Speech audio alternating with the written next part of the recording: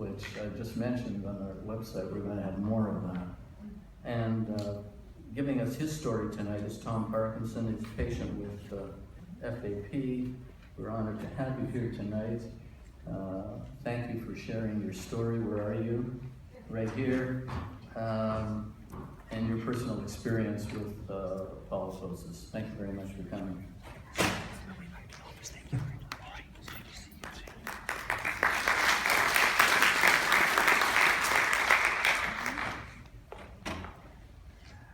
What a great evening of information. And it gives me a tremendous advantage because a lot of the things that I'm going to tell you about tonight have already been confirmed by experts far smarter than me. At the end of July, I got an email from Melissa with an invitation to speak tonight, and it was so unexpected that it almost left me speechless. The topic, though, unleashed a flood of emotion. I was humbled, I was honored, but I've never spoken publicly about my history. And my last speaking engagement, unfortunately, was at a funeral, so tonight is something different.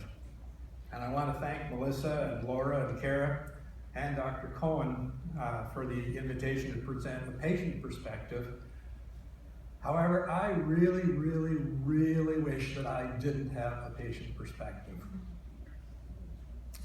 Experience can be a great teacher, but it's sometimes an awful way to learn. But hey, life is what happens when you're busy making other plans, so here I am. My name is Tom Parkinson, and I'm 64 years old. My wife, Mary Lou, and I live in Brighton, an hour east of Toronto, in the area where we both grew up. We're an easy dog walk from the waters of Presqu'île Bay on the shores of Lake Ontario. And dog walking is a requisite activity for a happy retirement. And life is very good. 37 years, 6 months, and 4 days ago, I had never heard of familial polyposis. And then my world disappeared as I knew it. So now my perspective is that there is life after familial polyposis. There is life after cancer. There's life after surgery. There's life with no large intestine. There's life after an ileostomy. And there's life after chemotherapy. Let me take you back to March 21st, 1978. I was 26 years old, and I had a lot more hair than I do now. I was Assistant Director, Medical and Special Services at St. Joseph's, a 600-bed teaching hospital in London, Ontario. Mary Lou and I had been happily married for almost 6 years, and we had our first house. I was driving a nice Corvette, and I had no life insurance since I'd never been sick a day in my life, and I felt fine. But I woke up with severe diarrhea and immediately knew that all that red blood was going to be a problem. I went to work, and when you work in a hospital, why not? And stopped in to see a gastrointestinal specialist. Explained the situation. No problem, come down to the clinic this afternoon and I'll have a look. As soon as he took a look, I knew I was in a really big problem because he started calling the interns and residents to come and see this. When he was done, he said, I'll come to your office after the clinic. Another clue, I tell you. 20 minutes later, he was in my office and explained to me what familial polyposis was. I had more polyps than he had ever seen before. And he didn't need a biopsy result to know that there was cancer. Immediate major surgery was required. I naively asked what would happen if we did nothing, and he advised that I probably had 6 months to live. So I went home and mixed a very stiff drink.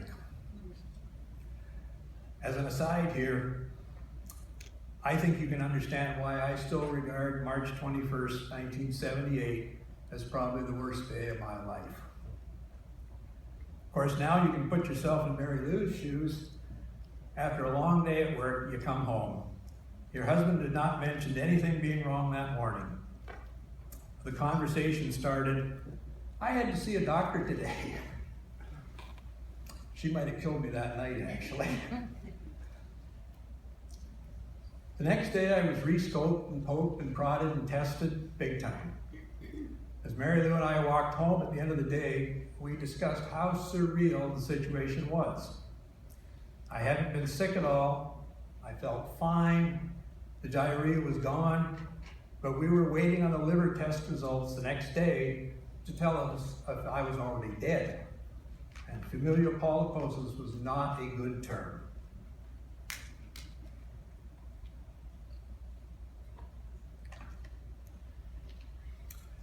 The surgery a few days later took 6 hours and took out parts of me that I figured were really essential. Mary Lou set up a vigil in my office, and my 2 surgeons would periodically update her when one took a break. How often does a surgeon come to your office to provide an update to family on his coffee break during surgery? But the news was not good. The cancer had eaten through the intestine in several places. I woke up in intensive care feeling really awful, and there were a lot of really awful days over the next 3 weeks in hospital. On eventual discharge and after some recuperation, I went to see an oncologist. He was doing an interesting chemo trial. I asked what prognosis he hoped for, and he said, "We hope to get you 2 years." So for the next 2 years, he pumped poison into my arm to keep me alive. And I'm still kicking 37 years and some months later, so familial polyposis can be beaten. I've come to some personal perspectives on familial polyposis. This is really the unknown disease. People don't talk about it, and no famous individuals or movie stars have come forward to announce their condition. Nobody ever tells Oprah about it. And there's no ice bucket challenge to raise research funds. In 37 years, I've met lots of ostomy patients, lots of cancer survivors, but never had someone tell me that they have familial polyposis. But I think that's going to change tonight, actually. In 1986, I was at Toronto General and saw a sign on the door that said Familial Polyposis Registry. I think it was actually maybe a hand-lettered sign, but I saw it and went in. I met Terry Burke, who turned out to be a long-term support and resource. A great voice on the phone over many years, and thanks, Terry.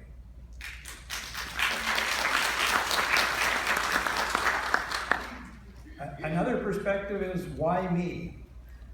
37 years ago, it was taken for granted that there must be a family history, but none was known.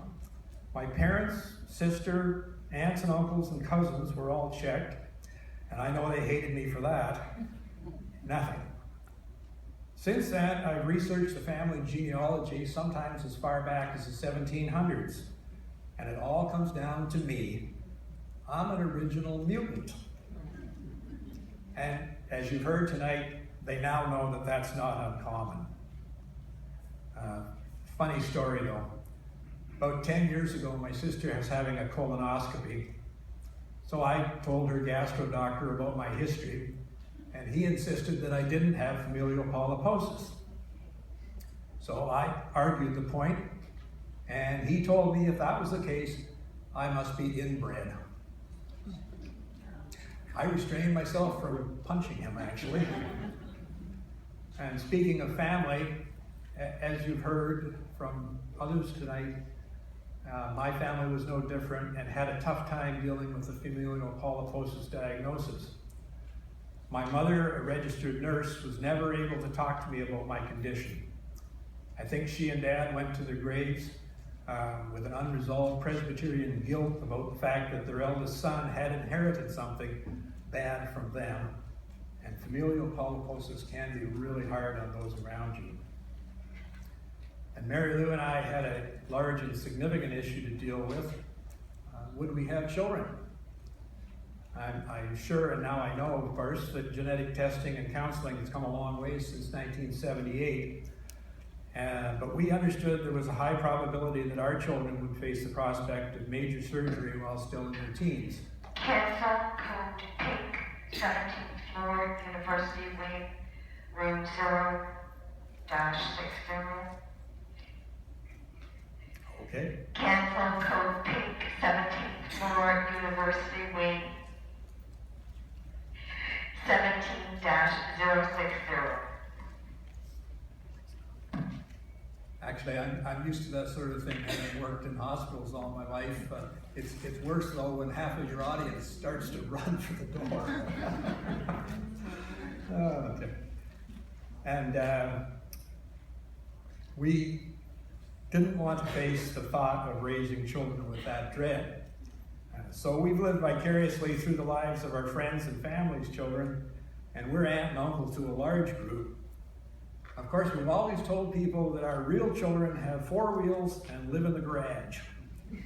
In fact, in the near future, we're planning to go to the factory to witness the birth of another one of our children in the near future.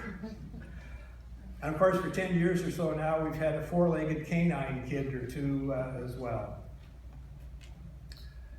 With my career in hospital healthcare administration, I urge people to pay attention to their doctors and their genetic counselors and all the other people. But in 1978, there was no internet, so all my information came from them. Just trust your doctors, because they're the experts and their objective is to keep you alive and to minimize the trauma. And all those TV experts and internet cure sellers and theorists don't live in the real world that the physicians do. Just hope that your doctors keep smiling when they see you, and Dr. Cohen was smiling last year when I saw him. And I really like it when my friend Dr. Courthand is smiling too. And speaking of great doctors, let me tell you how grateful I am to Doctors David Lloyd and surgeons Tom Jory and Bill Williams and oncologist David Meltzer. Their names won't mean anything to you, and I'm sorry, but they're pretty well all gone now. But I want to bear witness to their knowledge and expertise, because even though they didn't expect me to live, they all became my best friends. And speaking of best friends, I have a friend and an enemy named George. It's a sort of love-hate relationship. A couple days after surgery, one of my nurses asked, "So what do you call your stoma?" "Who? What?" Without much thought, I called him George. And this has worked really well. Mary Luke and I can have a polite conversation in public about George, and no one's really clued in. I can say George is making me really uncomfortable, or George is being a real ass. And in the early years, George was also a very noisy and vocal guy, so I won't tell you about the crimes and embarrassment that George instigated. My perspective also is that it was fortuitous that I worked in a hospital at the time familial polyposis was found. Had I not had immediate diagnosis and treatment in a major teaching hospital, I doubt I would be here tonight. The hospital staff all kicked in. The fact that everyone who touched me, reported to me, or knew me was interesting to say the least. And the whole hospital pretty much knew all the dark sides of my diagnosis and treatment before I did. They gave me a get well card with probably 1,000 names on it, although some of them were probably secretly hoping that the boss didn't make it. But the dark humor and realistic fatalism of people in healthcare helped me through the immediate crisis and the longer term and shaped who I have become. Working in healthcare gives you defenses for your mind. You never forget that if you're having a bad day, you don't have to look very far to find someone having a much worse day. And as a side note, I left St. Joseph's Hospital in 1980, and that was for career purposes, but also to get away from the history of my diagnosis and treatment. And quite frankly, the good sisters weren't able to accept the fact that I might live.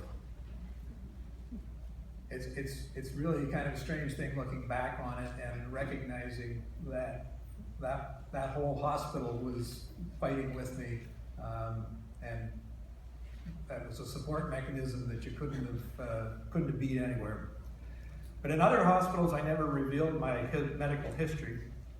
It wasn't relevant to the job. And even in my personal life, few people knew of my medical past. It's only in the last few years that I've opened that door to friends and others. But keep in mind that I didn't talk about familial polyposis because for me that diagnosis was a cancer diagnosis, and that was a terminal diagnosis. I expected and was prepared to die. In fact, though, one of the hardest periods I went through was at 5 years after surgery. Medically, that meant I was officially cured of cancer. But mentally, I had to do a major readjustment to start the rest of my life without assuming that I'd die in the near future. And planning is much harder without that certainty. I attempted to ignore familial polyposis as a fading diagnosis, and I worked hard to put it on a back burner. It sort of worked for years. There was no sense in dwelling on what you can't change. And Mary Lou and I agreed tonight that all those years I was probably a pretty lousy patient because I didn't get a lot of follow-up, and I basically figured if they found anything, it was probably too late anyways. And unfortunately, I've now come to learn that familial polyposis is not a back burner matter or an insignificant inconvenience. It's a life-altering diagnosis, an experience that never goes away. As is mentioned, now doctors are doing research on the long-term survivors such as myself, and they find that polyps and adenomas in the upper GI tract are a real problem. Wouldn't you know, I got the short straw on that one as well. Real nuisance. But that's another story. So now you know my 37 years, 6 months, and 4 days of perspective. Hopefully not as cynical and fatalistic as it once was, but seriously realistic. That story is still unfolding. Every day is a good day. Every day is a bonus day, and I value every day. But I dread going to the doctor, even for something totally unrelated. I've never been able to get over the expectation that I'm only one visit to the doctor away from the undertaker. My blood pressure goes to stratospheric levels just being in the same room with the doctor. I trust them, but my body is seriously anxious every time. Overall, though, life is good, and I think I can thank familial polyposis for making the story richer for me. For me, familial polyposis was not the end of my life as I had originally supposed. Instead, it was a chance to hit the cosmic reset button. When catastrophe strikes, time stands still for an instant. And then the rest of your life is yours to decide. And it's an awesome situation. Because early on, I learned that familial polyposis does something good. It's not in the books, and I'm sure that all the doctors tonight may not be aware, but I realized things were different for me. Colors are so much brighter and richer. Color can be a sensation. Sounds have a lot more depth too. Music isn't just out there, it surrounds you. And when Louis Armstrong or Robert Johnson or Janis Joplin sing the blues, it's a full body experience. The smell of turkey cooking at Thanksgiving is an ecstatic experience. The smells enhance the expectation tenfold. And your taste buds have a new sensitivity. A glass of wine is not just a drink. You feel the depth of the liquid. You might still need glasses, but your eyes let you see detail in places and things you never imagined. I stood in the cathedral in St. Albans and marveled at the hundreds of years of different building and repairs and labor and detail. Others around me just saw an old building. In fact, all your senses are heightened, and then you realize that you're a different person in other ways. You have an appreciation for the excitement of life that most folks miss. I decided that life at the edge was not so bad. In fact, I savor it. I get a thrill out of going 250 kilometers an hour up the back straight at Mosport Raceway. And even walking the dog every day is a multi-sensory experience, and good for the dog too. Relationships have a much greater meaning. The people that can't handle your diagnosis fall by the wayside. You don't need them. Others are much more important, and challenging times require strong friends.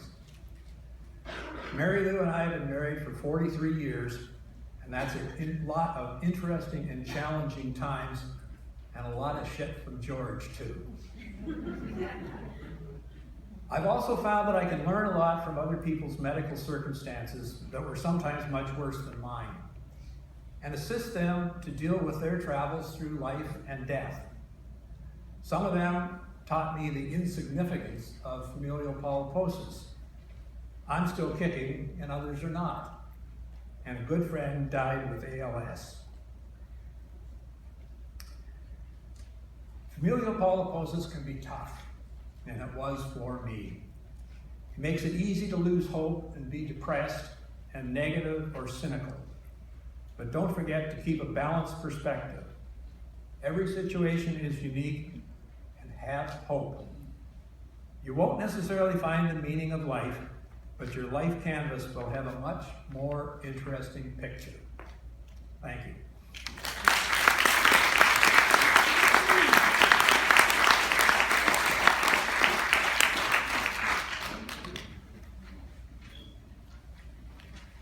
Well, as usual, the patient stories are really, I can't even express the words. They're very powerful, extremely powerful, and I hope that you've enjoyed that and taken some of his words of wisdom, and I hope you enjoyed the whole program. And now I'm going to invite the speakers up to the table here, and we will have fairly still, despite me, we'll have a significant amount of time for questions and answers. So Terry, if you could join us up here as well.